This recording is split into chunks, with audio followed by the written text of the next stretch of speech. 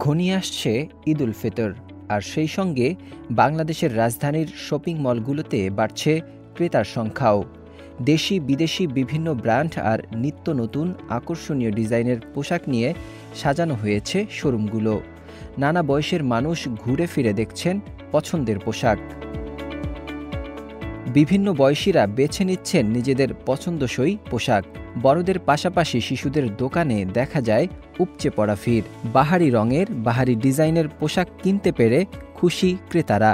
এখানে আমি এসেছি ঈদ উপলক্ষে, আর এখানে আমার এই জামাটাই সব থেকে বেশি পছন্দ হয়েছে। ঈদ উপলক্ষে ফ্যামিলি নিয়েই আসা, সো ফ্যামিলি নিয়েই আসছি।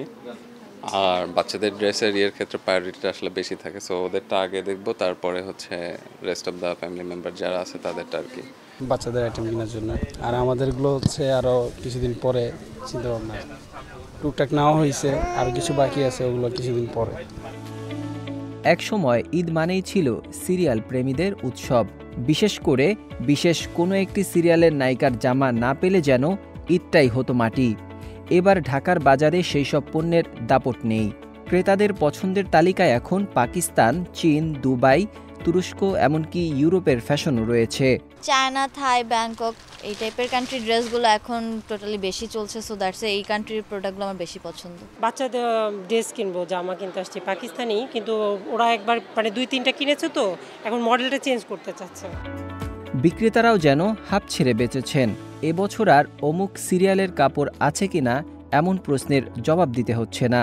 দেশি পোশাক থেকে শুরু করে পাকিস্তানি কুর্তি, তুর্কি হিজাব সবই বিক্রি হচ্ছে। আমরা যারা ব্যবসায়ী চিন্তা করলাম যে কাস্টমারের যে ডিমান্ড সেটাই ফিল আপ করতে হবে।